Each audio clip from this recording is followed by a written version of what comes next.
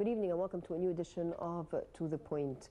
Initially, on behalf of To The Point staff, would like to extend our deep condolences to the victims of the terrorist incident which took place a couple of days ago at a mosque. An incident which clearly symbolizes and clearly highlights to us how it is difficult maybe to coexist or to use a mellow hand in treating or dealing with such a type of terrorism. Again, we extend our deep condolences to those who have lost loved ones in such a tragic incident.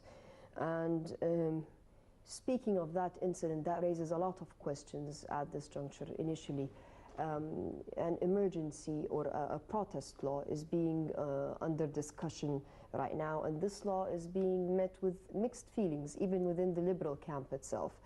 Do we need a law regulating or prohibiting demonstrations, or don't we need it? And if we need such a law, what is the shape and format of the law that we need?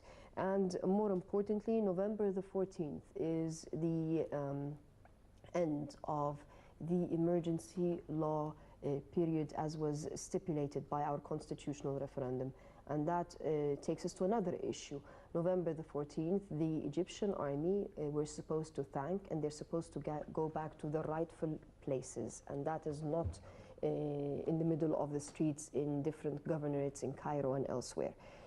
Should the army leave the street, what will be, or how will we cope with those terrorist incidents, the different protests that go out of hand, and so forth and so on? And more importantly, should the army be allowed to leave the street at this juncture? With us this evening is a distinguished gentleman. With us is Mr. Hussein El Said, Supreme Council Member at the Free Egyptians Party. A pleasure to have you with us. Thank you for having me. We had a law pertaining to demonstrations that was issued in 1923, Article 13 in 1923. This law came during the British occupation, which supposedly regulates or governs protests. Yet now the current government is debating the issuance of another law relating to protests. How do you feel about this?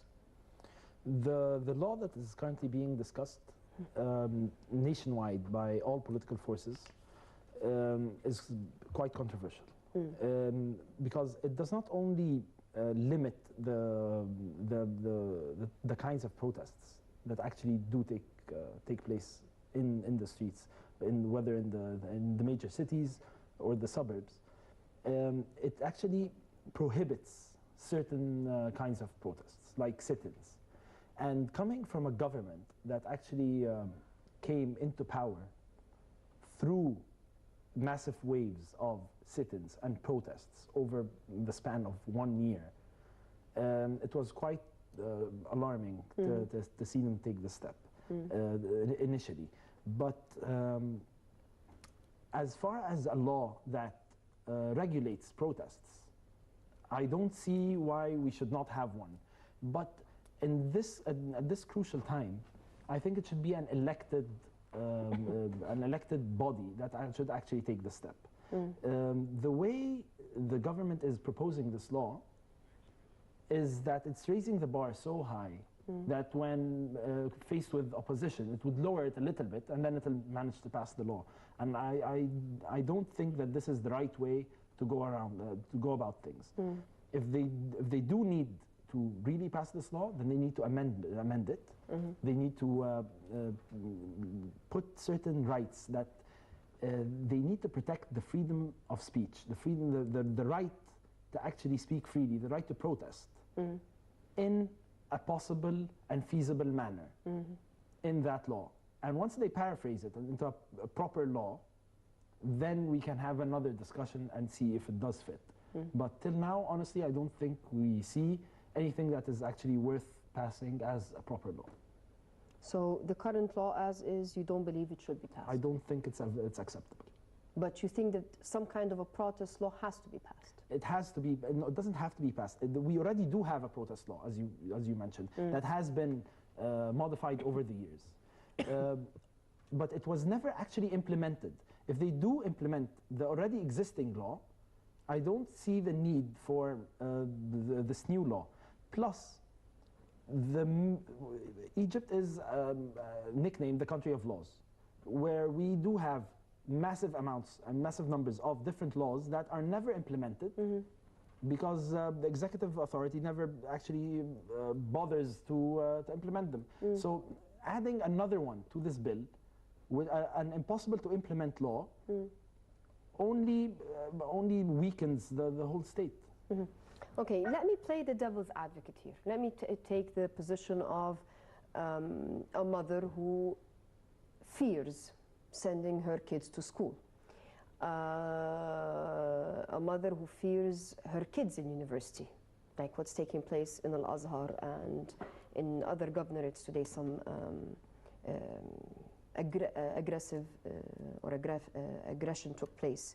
Let me take the place of a citizen who was living in the Rab'a vicinity, for example, who was deprived of basic necessities for weeks. Like myself, I actually do live there. So you even lived this incident. Yes, I did. The fact that we have traffic congestion all the time because of protests left and right. We have aggressive incidents. All of a sudden, you would be walking down the street and someone decides to take a rifle and starts to shoot people walking around. I mean, how can we control it? Because so far, indeed, it's your right to demonstrate. It's your right to protest.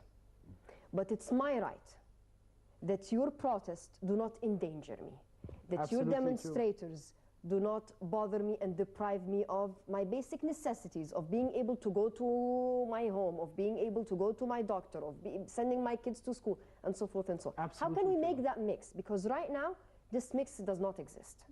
What you need to do is implement already existing laws. Non-peaceful gatherings or non-peaceful protests are not tolerated. Currently, by rule of law, they are not tolerated. The Muslim Brotherhood, as an organization, is now classified as a terrorist organization. What is going on now is the effective implementation of an already existing law. So to add to that equation with another law prohibiting all kinds of protests or limiting them, putting so much red tape in front of them that it is impossible for any protest to happen legally, is absurd if, in a manner of speaking, because you already do have laws governing this. They already do work, and it is already effective. Those people, they tell you we're out demonstrating peacefully. But they're not demonstrating peacefully. And And that's not going to change. Something anytime has soon. to happen to make sure this demonstration is not peaceful. So we know fully well the intention is not to demonstrate peacefully.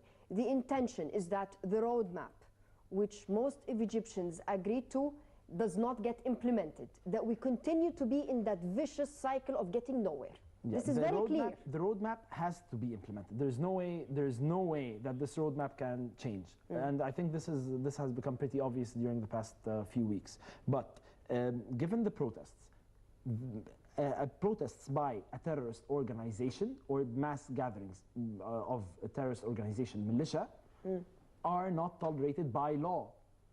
But prohibiting all forms of protests, whether it is peaceful sit-ins, whether it is a peaceful picket, and it doesn't seem that it is the right way to go for a government that actually came to power through a massive wave of protests that the Egyptian people as a whole actually took to the streets for. And I think I need to remind the people that during Morsi's rule, protests were prohibited in a different form. But there were protests everywhere. I mean, exactly. So it's not a matter. So exactly. So The only difference is that they were not terroristic protests. Exactly. So as long as the protests are peaceful, I don't see how the government can or should prevent them from happening. having a new mechanism to create another fascist dictator should not happen. So if we elect another president within the next year, within the coming year, we will elect another president. And should he come into power to find an already existing law that bans all forms of protests? Or what if we fall into the same pit hole we were in with Morsi?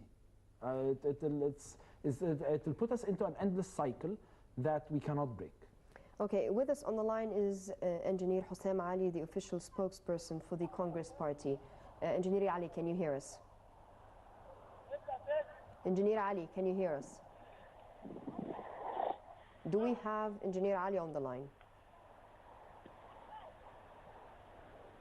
Engineer Ali? Okay, evidently we don't have the engineer yet on the line. Anyway, you raised a very, very important question, and that is the fact that there could be a continuity of this law. How can we ensure that the demonstrations are peaceful? Because so far, since June 30th, they have not been peaceful. Definitely they have not been peaceful, and I don't think that they will be peaceful anytime in the future. But given the way that we have handled it so far, Can I just interrupt you for 1 sec? We have the phone call, we'll touch on that, but the question that I will raise to you after the phone call, which is, people are not happy. People are asking the Ministry of Interior and the Army to crack down on terrorism. People are not satisfied with how the police has been controlling or handling things. They think they have not been tough enough. Can you keep this in mind when we talk about containment of the demonstrators? Engineer Hussein Ali, can you hear us? Engineer Ali? Yes, I can hear you. We'd like to get your opinion on the new law, which is being debated right now, pertaining to protests or demonstration. How do you feel about it? Do you think we need such a law? And if so, what should be the shape of that law? Yes, first thing, we have to admit that law is to be done or implemented to serve the needs of the people. And the word law means something not sustaining, not forever. It means we can change it later, it depends on the situation. So such laws should be there according to the needs of the people. Regarding to the needs of law against or to control or to adapt or to organize demonstrations, I think it's now the need for this law is in the most important point. We have to ask ourselves when we shall have such law, if not now. So, in my opinion, the law is important, but the shape of the law, which we are now discussing, or some people against or in favor or something, I think we have to have the law, but we have to make the law according to the international standards to protect the gains what we got after the revolution of 25th of January. So we don't want this law to be used against peaceful demonstrations. We shouldn't ask demonstrators to get permission 1 week before. So this